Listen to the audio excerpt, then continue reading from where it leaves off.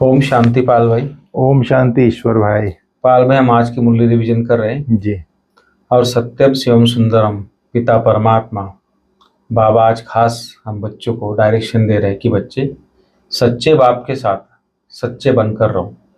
सच्चाई का चार्ट रखो, बाबा बोलता है। इसलिए एक तो बोलता बाबा अपनी याद का भी चार्ट रखो, पूरा अटेंशन दो। दूसरा बोला सच्चाई का भी चार्ट रखो। दो चार्ट बाबा ने आज खास बोला है। तीसरी बात है कि याद में रहने का पूरा पूरा पुरुषार्थना करो। अहंकार को छोड़ो। जो भी ज्ञान का अहंकार होता है ना, कभी उसको अहंकार को छोड़ना है। फिर बाबा ने बोला कि ये इस समय आपकी वापस जाने का समय, कयामत का समय जिसको बाबा बोलते। तो ऐसे टाइम पे वाणी से परे जाने का अभ्यास करना है, पूरा पुरुषार्थ करना है। बाबा ने भी एक अटेंशन दिलाया और दैवी गुणों की धारणा भी करनी है। इसलिए बाबा ने ये सब हो तो हम महावीर बच्चे कहलाएंगे। तो महावीर बच्चों की आज निशानियां बाबा ने कम से कम 6 निशानियां बताई है। तो बाबा बोलता जो महावीर बच्चे होते हैं उनकी बुद्धि में निरंतर बाप की याद रहेगी। माना हमेशा धंधा धोरी करते हुए भी बाबा याद रहेगा उनको। फिर बाबा बोलता है जिनको निरंतर खुशी भी रहेगी वो आत्माभिमानी हो रहेंगे।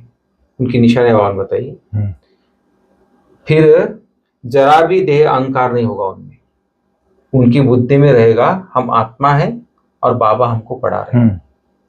तो ये सब बाबा ने महावीर बच्चों की निशानी बताई। तो इस तरह बाबा ने आज महावीर की भी अपनी उपाधि दी हम बच्चों को। और किस तरह महावीर हम कब कहलाएंगे उसके बारे में बाबा ने बताया है। सच्चाई सफाई के बारे में बताया है। अंतिम समय वापिस जाने की तैयारी करनी उसके लिए बताया है। और अपने बोल पे भी कंट्रोल के लिए आज बोला है। तो ये सब बहुत सारी बातें बाबा की शिक्षा भरी मुरली पाल भाई। तो डिटेल में आप थोड़ा बताएंगे मुरली आज की। ओम शांति ईश्वर भाई। ओम शांति। आज हम लोग 21 अक्टूबर 2024 की मुरली रिवीजन कर रहे हैं जी। आज खास बाबा ने बोला है सच्चा सच्चा अपना चार्ट रखना है जी। कई बच्चों को तो चार्ट रखने में लज्जा आती है, सच सच बताने में लज्जा आती है जी। तो इसके लिए आज बाबा ने बोला है सच्चे बाप के साथ सच्चे बनो, सच्चाई का चार्ट रखो जी। ज्ञान का अहंकार छोड़ याद में रहने का पुरुषार्थ करो, बोला बाबा ने। समझ में आया जी।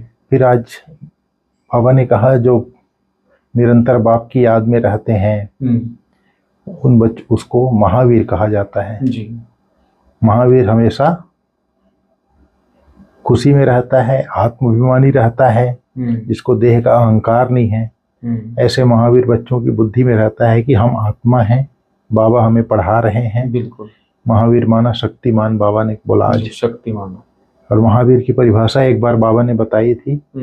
महावीर अर्थात सदा लाइट हाउस और माइट हाउस। लाइट माना ज्ञान, माइट माना योग। जो ज्ञान और योग की शक्ति से भरपूर हैं।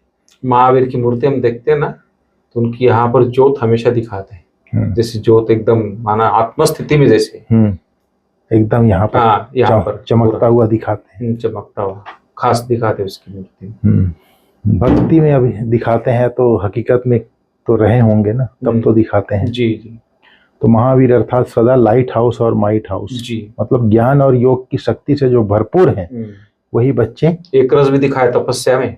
हाँ, तपस्या में भी महावीर को हमेशा जो ज्ञान और योग की शक्ति से भरपूर हैं वही बच्चे महावीर हैं। उनको ही महावीर कहा जाता है। और जो ज्ञान योग की शक्ति से भरपूर हैं उनके अंदर ही ये जो बाबा ने आज विशेषता बताई है ना, निरंतर बाप की याद में रहेगा, शक्तिमान रहेगा, ज्ञान की शक्ति से अचल अडोल रहेगा, निरंतर खुशी रहेगी, आत्माभिमानी अवस्था रहेगी, अहंकार नहीं होगा देहभान का। बिल्कुल।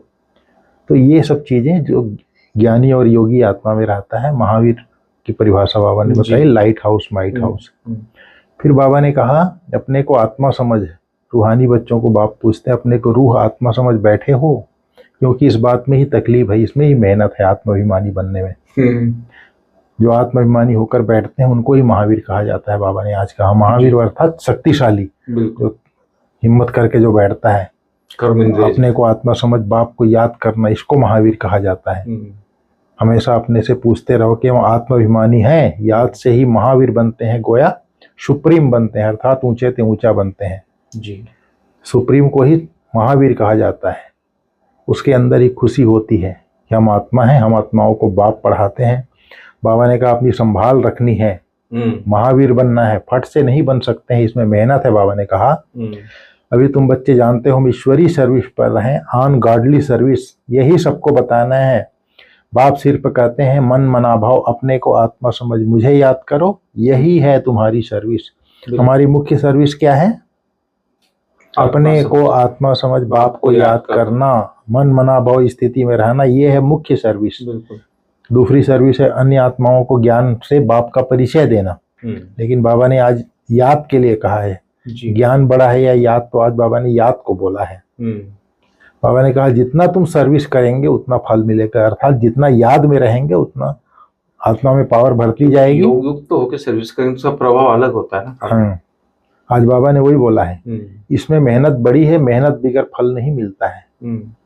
फिर बाबा ने कहा कई बच्चे हैं जो चार्ट बनाकर भेज देते हैं, कोई से चार्ट लिखना पहुंचता ही नहीं है। ज्ञान का अहंकार है, याद में बैठने की मेहनत ही नहीं पहुंचती है। बाप समझाते हैं मूल बात है याद। जी। कई कहते हैं चार्ट लिखने की फुर्सत नहीं है, कई बच्चे कहते हैं। बाबा ने कहा मूल बात तो बाप कहते हैं अपने को आत्मा समझ अल्प को याद करो। जितना समय बैठते हो अपने दिल से पूछो कि हम कितना समय बाप की याद में बैठा था। जी। यहाँ जब बैठते हो तो याद में रहना है और चक्र फिराना है, इसमें कोई हर्जा नहीं है। याद में भी बैठो और सुदर्शन चक्र फिराओ, बाबा बोलता है, कोई हर्जा नहीं है। हमको बाबा के पास जरूर जाना है, बाबा ने कहा। बाबा ने कहा कई बच्चे सच्चे चार्ट नहीं लिखते, उसके लिए बाबा ने कहा है आधा कल्प झूठी दुनिया चली है तो अंदर में झूठ जम गया है। समझ में आया? इसमें भी जो साधारण है वो तो झट चार्ट लिखते हैं। बाप कहते हैं तुम पापों को भस्म कर पावन होंगे याद की यात्रा से, सिर्फ ज्ञान से तो पावन नहीं होंगे। तुम पापों को भस्म कर पावन होंगे याद की यात्रा से, सिर्फ ज्ञान से पावन नहीं होंगे। ज्ञान तो समझ है, पुकारते भी हो पावन बनने के लिए, उसके लिए चाहिए याद। तुम यहाँ पौना घंटा बैठते हो, पौने घंटे में हम कितना समय आत्मा समझ बाप को याद किया, ये देखना है। बाबा ने कहा कईयों को लज्जा आती है सच बताने में, समाचार देंगे ये सर्विस किया वो सर्विस किया, लेकिन याद का चार्ट नहीं लिखते। बाबा ने कहा, बाप कहते हैं याद की यात्रा में न रहने के कारण जब किसी को ज्ञान सुनाते हो तो तीर नहीं लगता है, ज्ञान तलवार में जौहर नहीं भरता है। ज्ञान तो सुनाते हैं, बाकी योग का तीर लग जाए बड़ा मुश्किल है। बाबा तो कहते हैं पौने घंटे में 5 मिनट भी याद की यात्रा में बच्चे नहीं बैठते हैं। बाबा ने कहा समझते ही नहीं है कि कैसे अपने को आत्मा समझ परमात्मा बाप को याद करना है। कहते हैं हम निरंतर योग में रहते हैं। बाबा कहते हैं यह अवस्था अभी हो नहीं सकती। अगर निरंतर याद करते रहे फिर तो कर्मातीत अवस्था हो जाए, ज्ञान की पराकाष्ठा हो जाए। किसी को थोड़ा सा समझाओगे तो तीर लग जाएगा। बाबा बोलता है मेहनत है ना, विश्व का मालिक ऐसे ही थोड़ी बन जाएंगे।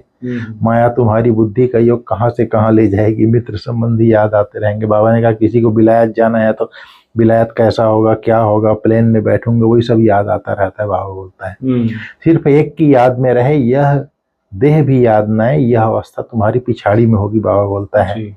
बाबा ने कहा दिन प्रतिदिन जितना जितना याद की यात्रा बढ़ाएंगे इसमें ही तुम्हारा कल्याण है। जितना याद में रहेंगे उतनी कमाई होगी।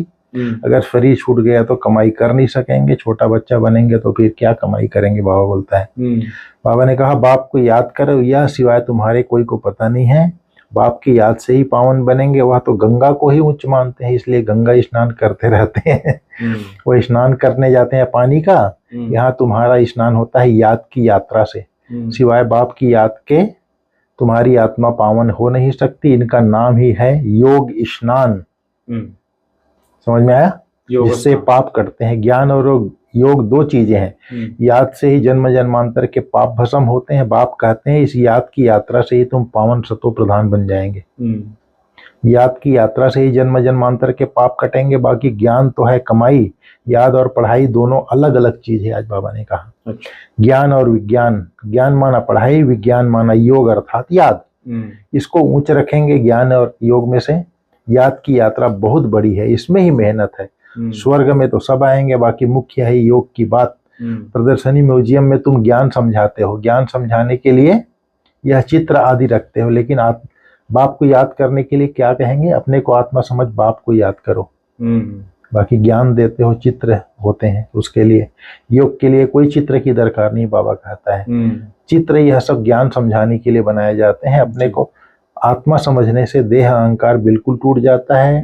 ज्ञान में तो जरूर मुख चाहिए वर्णन करने के लिए, योग की तो बात ही अलग है। अपने को आत्मा समझ, बाप को याद करना, पढ़ाई में तो देह की दरकार है जी, और इसमें आत्मा समझ के परमात्मा बाप को याद करना है। बिल्कुल। बाबा ने कहा पतित पावन बाप है तो उनके साथ योग लगाना पड़े, परंतु कोई जानते नहीं, बाप खुद आकर सिखलाते हैं। मनुष्य को कभी सिखला ना सके, बाप ही कहते हैं मुझे याद करो। इसको कहा जाता है परमात्मा ज्ञान। बाबा ने कहा अभी हमको जाना है घर, आत्माओं को वाणी से परे जाना है, वानप्रस्थ में जी। फिर पार्ट रिपीट करेंगे। परंतु बाप को याद करते करते जाएंगे तो उच्च पद पाएंगे। दैवी गुण भी धारण करना है, कोई भी गंदा काम, चोरी आदि नहीं करना है। तुम पुण्य आत्मा बनेंगे योग से, ज्ञान से नहीं।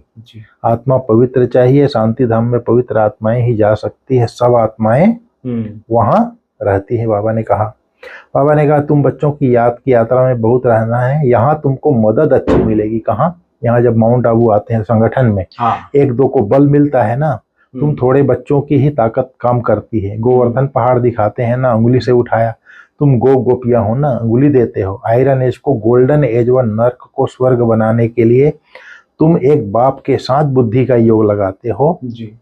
ये है गोवर्धन पर्वत वाला बात। योग से ही पवित्र होना है, इन बातों को भूलना नहीं है। यह ताकत तुमको यहाँ मिलती है, बाहर में तो आसुरी मनुष्यों का संग रहता है, वहां याद में रहना बड़ा मुश्किल है। हाँ, इतना अचल अडोल तुम वहां रह नहीं सकेंगे। यहाँ सब एक रस इकट्ठे बैठते हो तो याद में मदद मिलती है जी। फिर बाबा ने कहा, बाबा कहते हैं यहाँ आकर बैठते हो तो अपनी जांच रखो, हम बाप की याद में बैठते हैं, सुदर्शन चक्र भी फिरता रहे। बाबा ने कहा बिल्कुल। फिर बाबा ने कहा बुद्धि कहाँ कहाँ भटकती है ये चेक करना है। इस कयामत के समय में वाणी से परे जाने का पुरुषार्थ करना है जी। बाप की याद के साथ दैवी गुण भी जरूर धारण करना है। फिर बाबा ने आज कहा, व्यर्थ व डिस्टर्ब करने वाले बोल से मुक्त डबल लाइट फरिश्ता भाव। बिल्कुल।